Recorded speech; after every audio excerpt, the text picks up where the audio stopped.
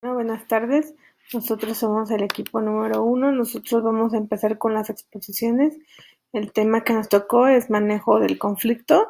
Nuestros nombres son Cadena Moreno Erika Esther y Ruiz Becerra Ana Laura. Bueno, vamos a empezar a ver el tema de conflicto y vamos a ver que está relacionado con conceptos que hemos estado viendo en el transcurso de la materia. Uno de estos conceptos tan importantes que tenemos es el de liderazgo. Como recordamos, nosotros vimos que existen 5 tipos de liderazgo. Ajá. Uno es el delegacional, el persuasivo, el participativo, el intermedio y el informativo. En cuanto a comunicación, vimos que la comunicación es la transmisión de un mensaje de una persona a otra, hacia un receptor, y este mensaje se hace a través de códigos y tiene que ser una comunicación efectiva. Para que sepamos si es una comunicación efectiva, tenemos que estar seguros que el mensaje que recibió la otra persona es realmente el mensaje que queríamos transmitir. La autoestima está en relación con el amor propio y este se asocia a la autopercepción, hacia la autopercepción, sobre todo en diferentes áreas de nuestra vida, incluyendo el área laboral y escolar.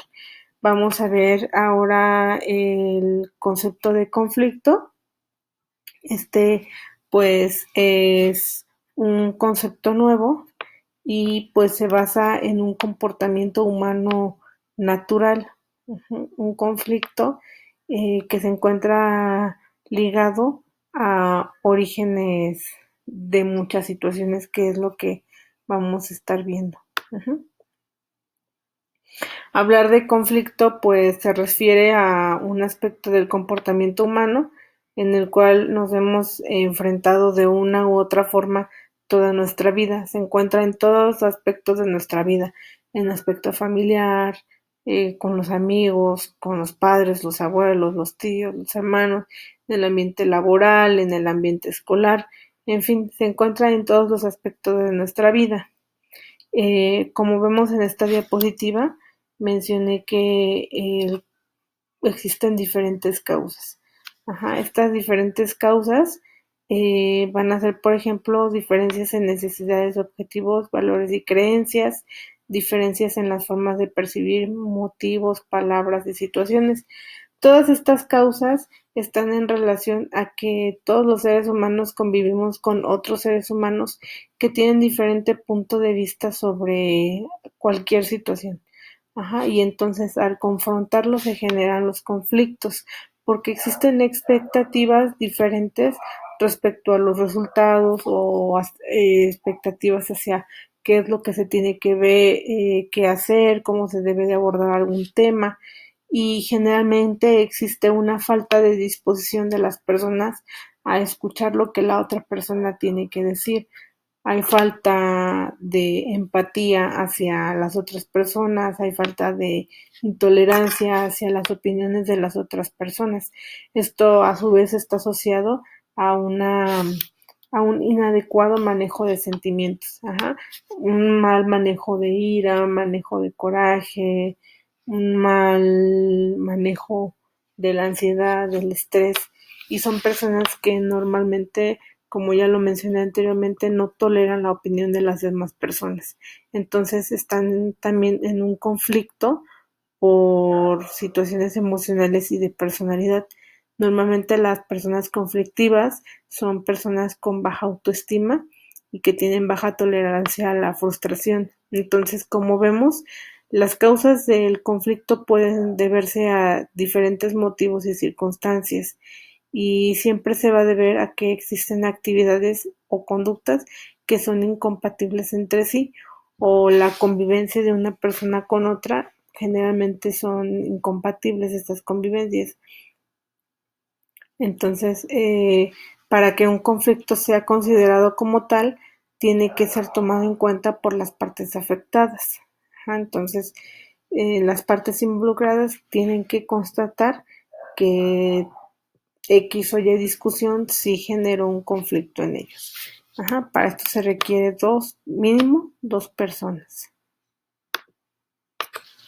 Y esto de los conflictos se puede dar en diferentes razas, naciones, países. Bueno, entonces vamos a ver que el conflicto es un aspecto del comportamiento que se encuentra en todos los aspectos de nuestra vida, como ya se mencionó, pues obviamente es inherente a las relaciones humanas y esto es un proceso natural, esto porque los seres humanos somos seres sociales y pues pueden llegar a haber conflictos por diferentes tipos de luchas, diferentes puntos de vista, luchas por el poder, rivalidades, muchas personas porque consideran la existencia de injusticias pueden generarles conflicto. Bueno, vamos a ver que en el ámbito laboral pues también podemos llegar a tener diferentes conflictos dependiendo pues de nuestra relación con nuestros compañeros. Por ejemplo, que existen conflictos por interdependencia de funciones. Esto, por ejemplo, cuando la función de un compañero depende directamente de tus funciones. Entonces, si tú, por ejemplo, no terminas las cosas a tiempo, eso puede generar un conflicto en la otra persona y provocar un problema en ambas partes. También puede ser que los objetivos que persigue una persona sean diferentes a las de su compañero de trabajo.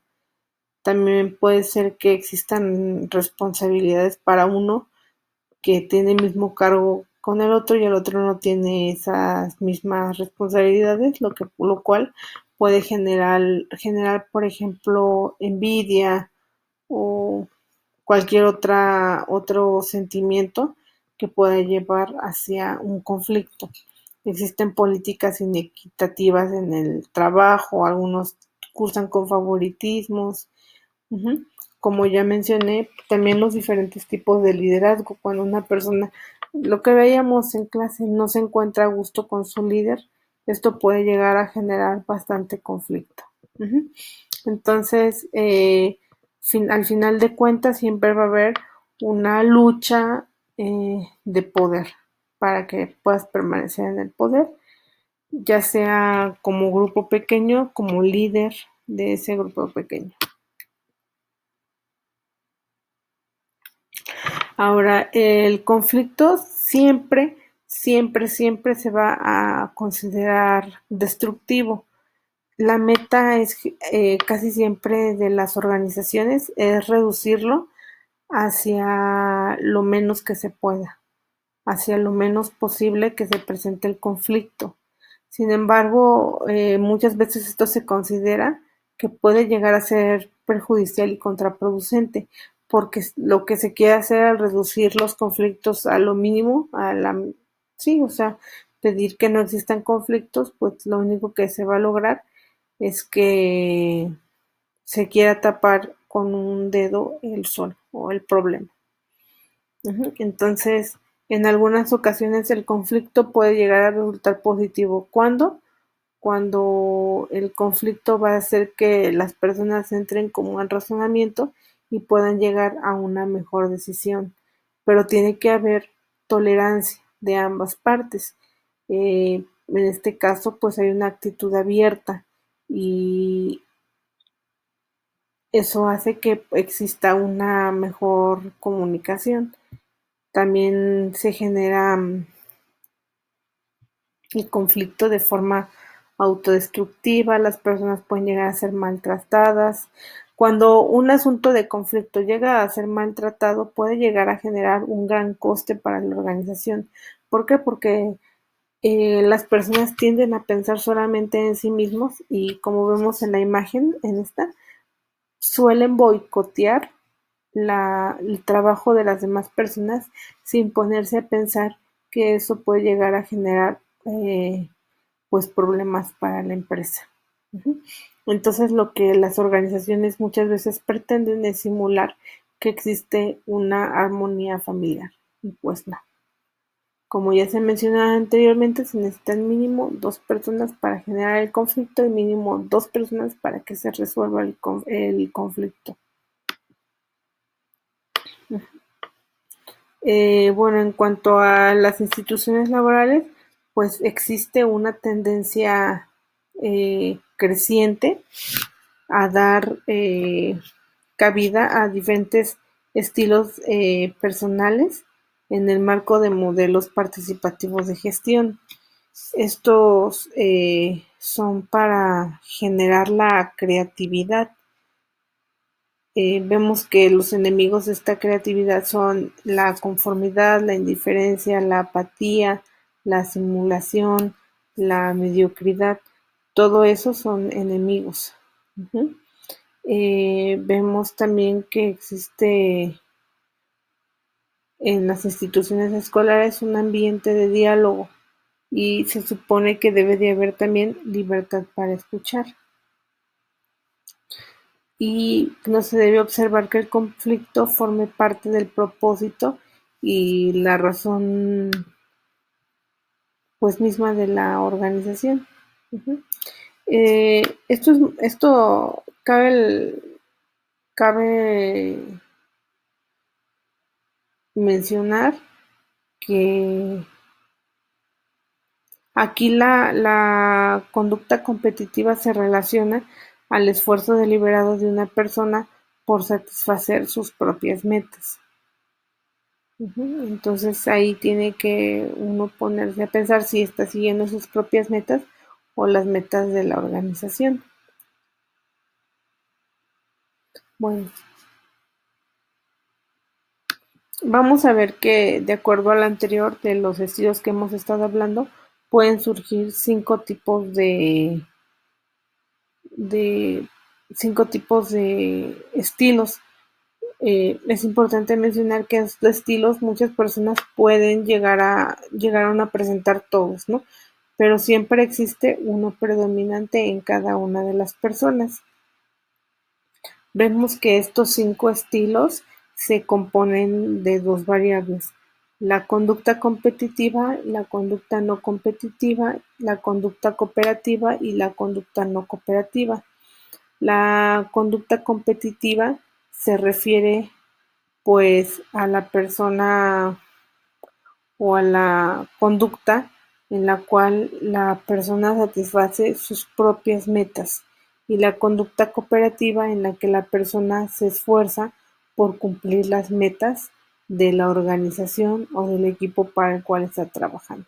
Entonces, cuando hablamos de no competitivo, pues nos referimos a lo contrario a la definición de competitivo que les acabo de dar, y no cooperativo, lo contrario a la definición de cooperativo. Vemos que estos 5 estilos son la evitación, la acomodaticia, ganar-perder, la negociación y el enfoque colaborativo. El estilo de evitación se compone de no competitivo y no cooperativo. Ahorita voy a hablar de cada uno de ellos. La acomodaticia se compone de no competitiva, cooperativa. Ganar-perder se compone de cooperativa y no cooperativa. Digo, competitiva y no cooperativa. La negociación se debe a un estado medio, tanto de competitivo como de comparativo, digo cooperativo, y el enfoque de colaborativo competitivo o ganar-ganar se refiere a un enfoque competitivo y cooperativo. En esta imagen se puede ver cada uno de estos estilos que les acabo de mencionar. Ajá. Y pues, como les digo, cada uno de nosotros puede llegar a presentar todas, pero siempre va a existir uno que sea predominante. Uh-huh.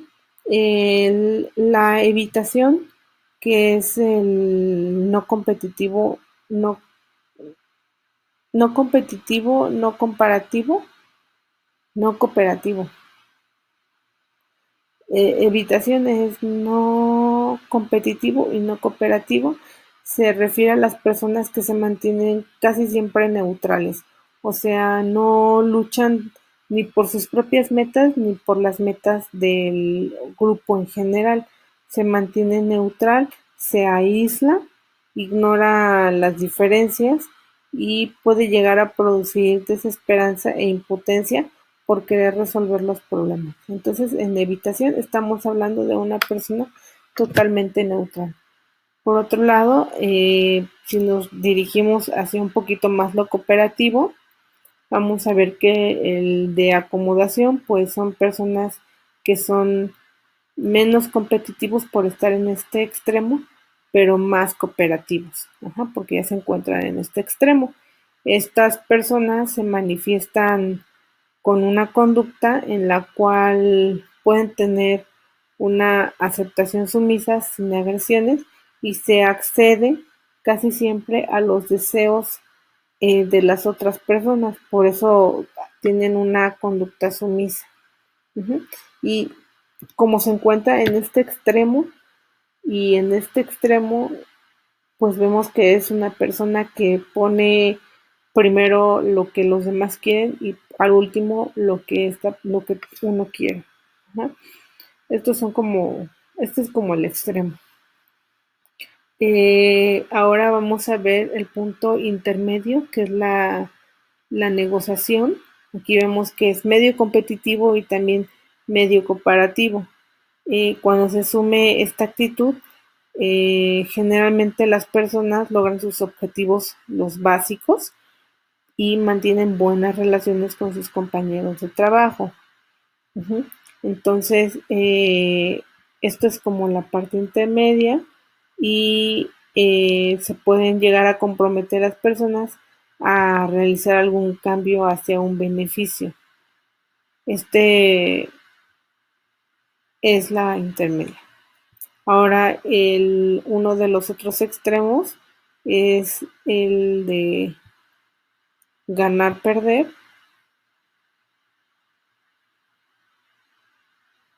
en el cual se refiere hacia...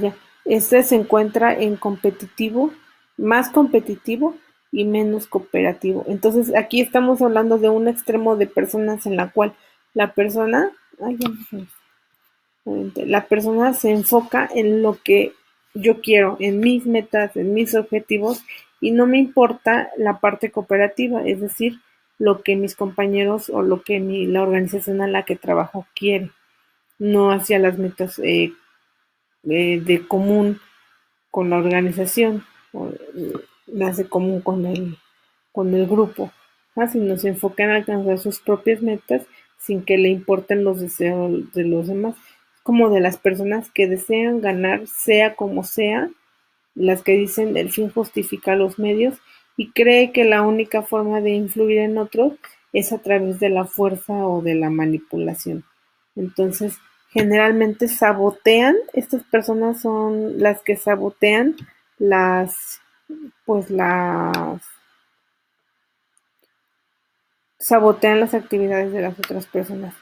Y ganar, este es el otro extremo, es el extremo, el mejor extremo, porque se encuentra en la parte más arriba de lo competitivo y en la parte más arriba de lo cooperativo. Entonces son personas que piensan en sus metas, pero también piensan en las metas de la organización, en las metas del equipo, del grupo, y trata de llevar un equilibrio.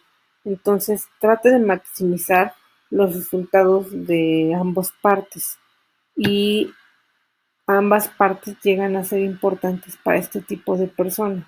Uh-huh. Entonces, generalmente cuando existe un conflicto en este tipo de personas se prestan al diálogo y puede ser que llegue a buscar victorias para ambas partes. Ahora, cuando una organización quiere un clima participativo, como vemos en este cuadro, lo que más le conviene a esta empresa son las personas que están en ganar en esta parte. Uh-huh. Son las que necesitan este tipo de empresas.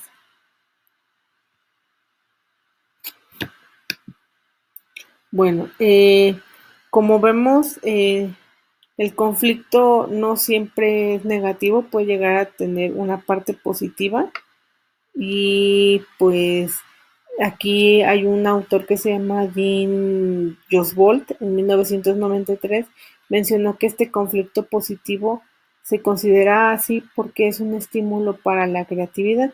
También tiene como característica que fomenta la búsqueda conjunta de soluciones y de expresión a las diferencias individuales. Ujú.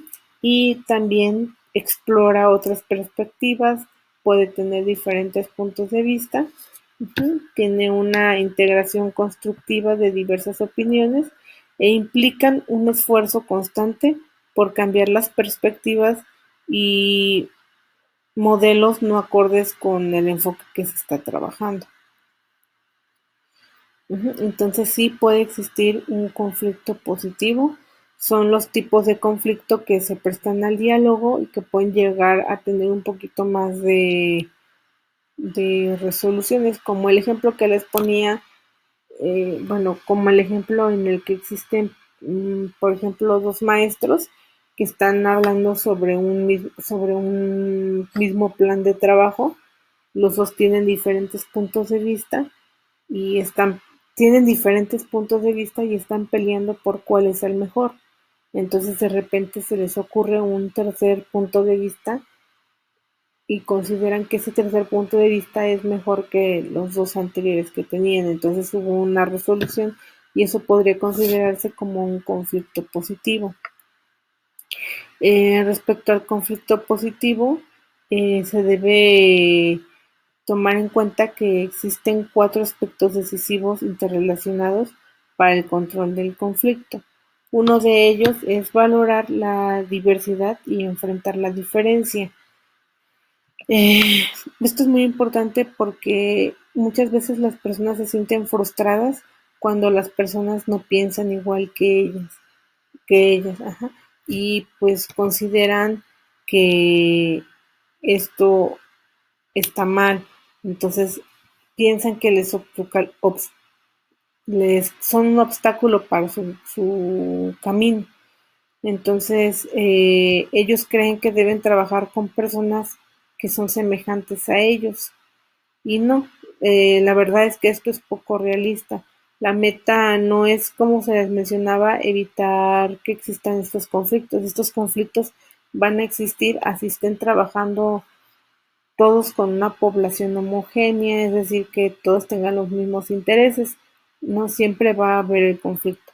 Aquí lo que tiene que haber es que debe haber una empatía de ambos trabajadores y se debe cuestionar la validez de las propias ideas y reconocer que los puntos de vista de los demás también son legítimos e importantes.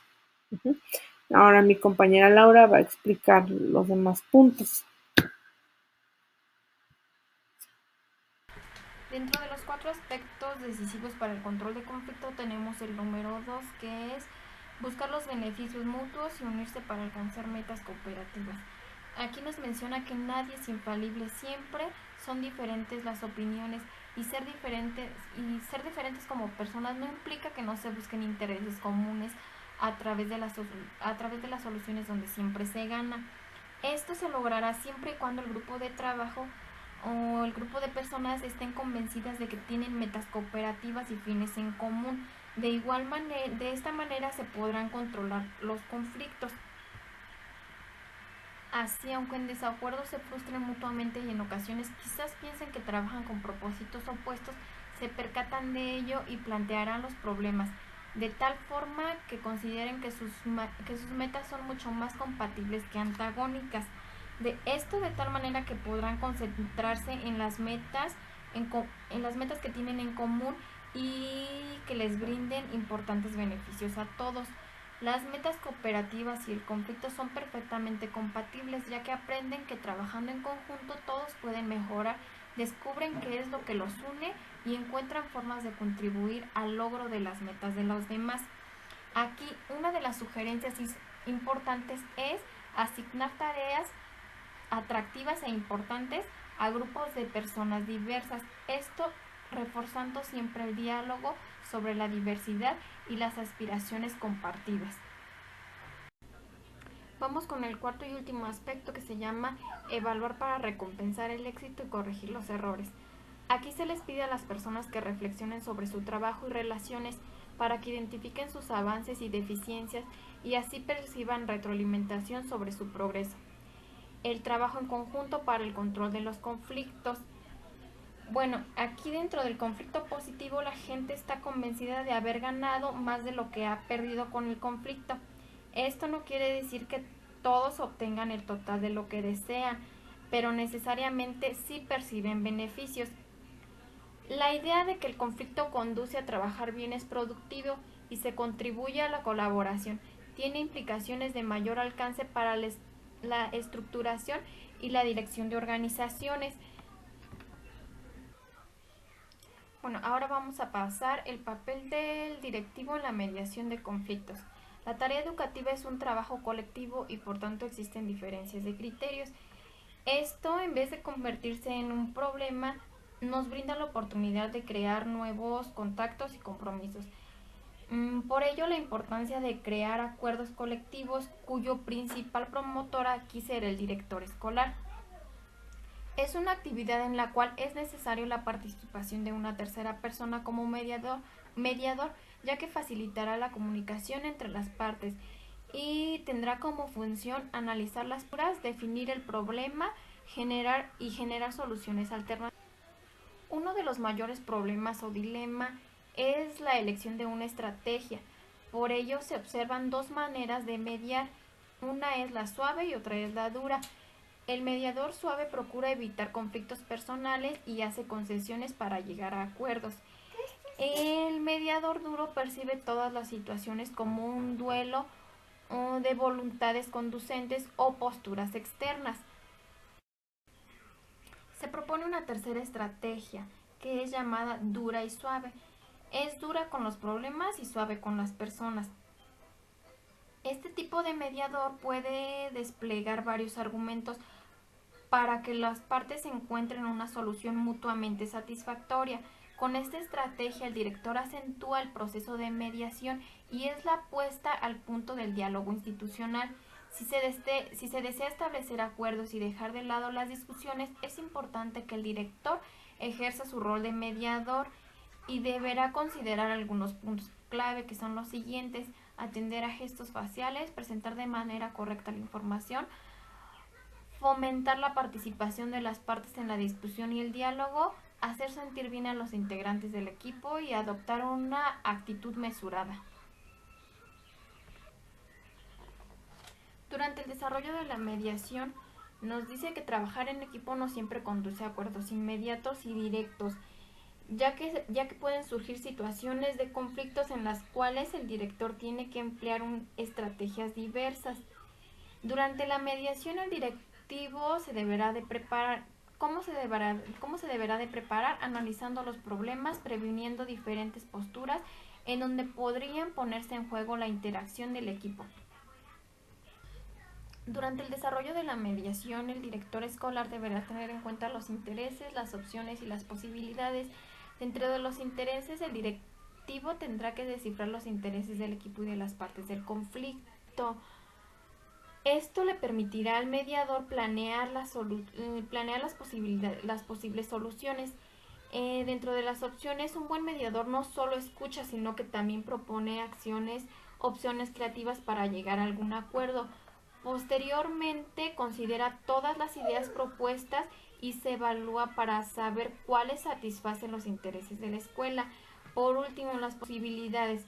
Es benéfico pensar en varias posibilidades de acción ante determinada problemática. Aquí también posteriormente se selecciona la más apropiada en virtud de los objetivos planteados en el proyecto de la escuela. Vamos a abordar algunas recomendaciones para mediaciones efectivas. Siempre se debe articular los intereses personales en función de las metas y acciones a corto, mediano y largo plazo. Antes de la mediación debemos de considerar algunos puntos, que son los siguientes: determinar sobre el conflicto, preguntarnos qué asunto lo originó, qué fue lo que se añadió, ha crecido o decrecido, identificar a las personas o grupos involucrados en el problema, ya sea de manera directa o indirecta, analizar su relación con los actores, es decir, de qué manera, cómo perciben el problema, de cómo lo describen y de qué forma les está afectando. Y por último, seleccionar una estrategia a partir de las cuestiones prioritarias. Durante la mediación hay algunos puntos que también se deben de considerar. Nos dice que primero se debe de considerar un buen clima. Número 2, establecer tiempos y aclarar los objetivos. Esto para que no se preste a que se sitúen conflictos o discusiones entre los miembros del equipo de trabajo. Número 3, escuchar y ser prudente. Esto para evitar que la toma de decisiones apresuradas. Número 4, trabajar con lo positivo. Y por último, 5, estar siempre abierto a nuevas opciones. Ahora vamos a abordar algunos puntos que se deben de tomar en cuenta después de la mediación. Número 1, se debe realizar una evaluación y dar seguimiento a los acuerdos. La número 2, equilibrar la emoción y la razón, disminuyendo así la posibilidad de un conflicto. Número 3, tratar de comprender para reducir los enfrentamientos. En la número 4, preguntar, consultar y escuchar. Ya que una mejor comunicación nos permitirá mejores resultados, ya que fortalece la relación y el vínculo entre las personas. Por otra parte, estos dos autores, Frigerio y Poggi, 1996, nos sugieren generar ideas creativas, esto previas a la decisión, tomando en cuenta la definición clara del propósito de la reunión. Número 2, la selección de pocos participantes, la promoción de un clima informal, la adopción de la regla de no criticar, el análisis del problema desde varios enfoques y por último la búsqueda de otro momento para tomar la decisión después de analizar las ideas sugeridas.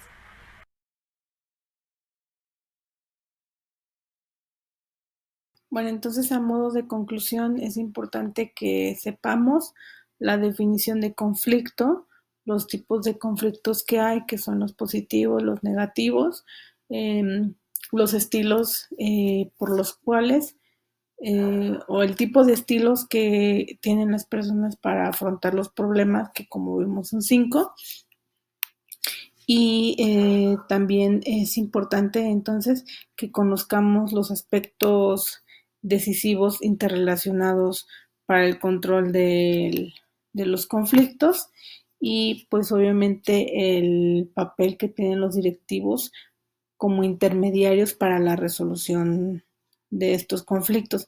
Esto es muy importante que lo sepamos porque pues obviamente existen situaciones conflictivas dentro de las escuelas y estas situaciones conflictivas pueden ser muy diversas, de diferente índole y siempre va a tener mucha variedad en los componentes del conflicto. Por lo tanto, es muy importante que se sepa cómo afrontar estos conflictos dentro de la escuela, sobre todo a nivel directivo, ¿no?